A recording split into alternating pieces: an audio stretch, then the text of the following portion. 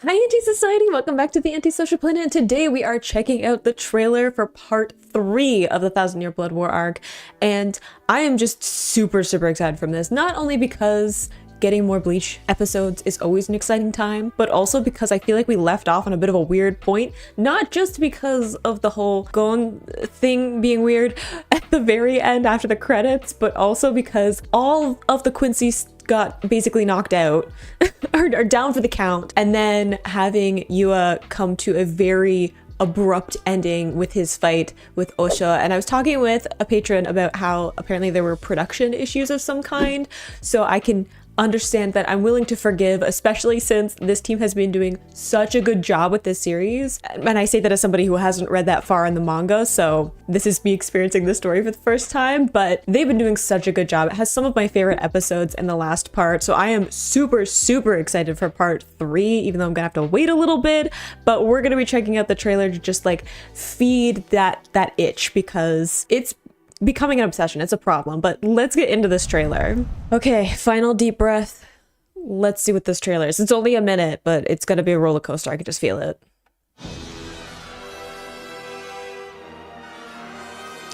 The eye thing freaks me out so much.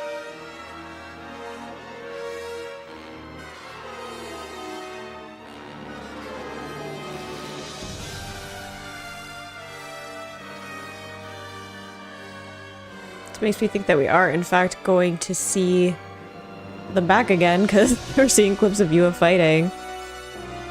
Ooh, okay, are we gonna get Uryu fighting against her? I can't remember her name, I'm sorry, but the girl in Squad Zero who has like the tapestries and stuff. Her power is like so cool, but it also freaks me out. Kind of like in this liminal space, I guess. Interesting. I'm still worried about Uryu. Like, I don't know what to do with him anymore.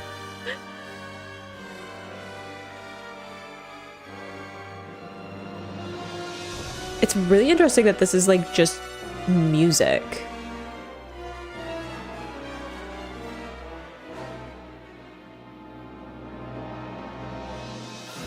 I'm excited to see Ichigo like actually fight with is that no? Whoa, wait, time out.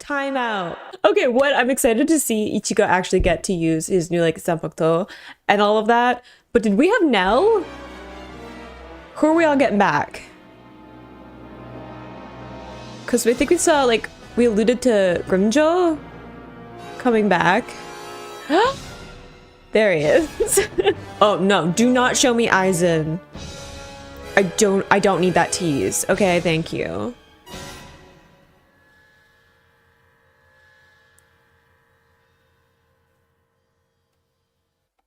Is that it? Ooh. And the ominous coming. Okay, I have a few different thoughts. I feel like that trailer was a lot more, I guess, focused than some of the other ones I've seen. Like, I feel like some of the other ones I couldn't breathe, and maybe that's because it was new.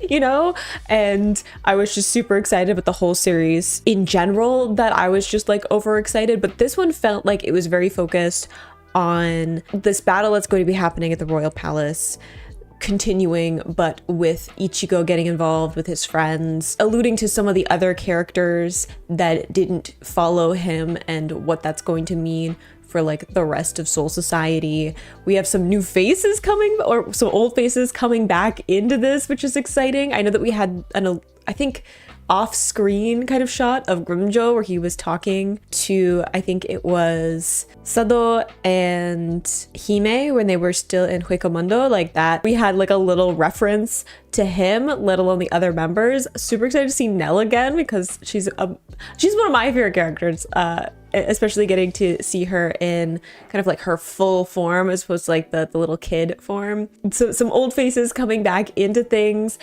Very focused, though, it feels like, on the fight that's going to come. I really want to see Ichigo get to actually fight with his new Zanpakuto. We've like seen a little tiny bit of it where he just kind of like leveled a bunch of Quincy's when he showed up, but we haven't fully seen him fight yet, and I really want to see that. Also, Uryu, getting to see him fight some. We've really not seen a lot actually with him, because at the beginning of the first part, he was like there with the rest of the group and then said like, oh, I don't want to be part of this because I don't want to defend Soul Reapers because I'm a Quincy and that's not what we do.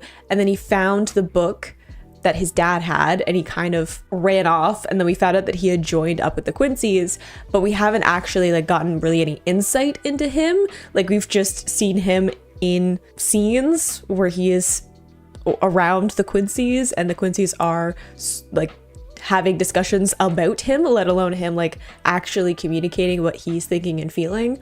And we got a little bit more of him at the end of the second part where you could actually see more of his character coming through. Like there was more animation in his facial features and his reactions to things. He even like said some words, which was a bit crazy for him during this particular part of the series.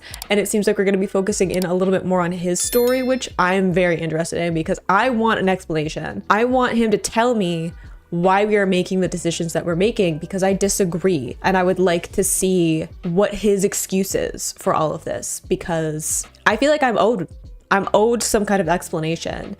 So I'm going into this part a little bit less overhyped from the other ones, but very intrigued. And I feel like that was probably because of all the things that were set up in the last part. It was less about like this very quick paced, here's a bunch of like new characters, new fighting styles, new power levels, all of that being thrown at me in the first couple of parts. And then we really got into more of the like philosophical moral questions of this conflict and are digging more into like the character motivations, which I find more fascinating. So I feel like that's something that is probably going to be focused in a little bit more in this next part of like, what is this conflict actually about? Because I feel like we've been lied to.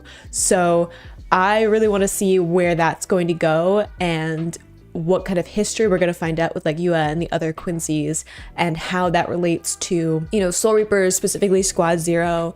We know that Osha has some kind of past with Yua as well. And maybe some information about the Soul King wasn't in the trailer, but that doesn't mean that we won't get some of that hinted at too. So I hope you enjoyed watching that along with me. You can click this playlist to go and see my reactions to the rest of the arc, or you can subscribe to see this next time I post a Bleach reaction, and I will see you in the next video. Bye.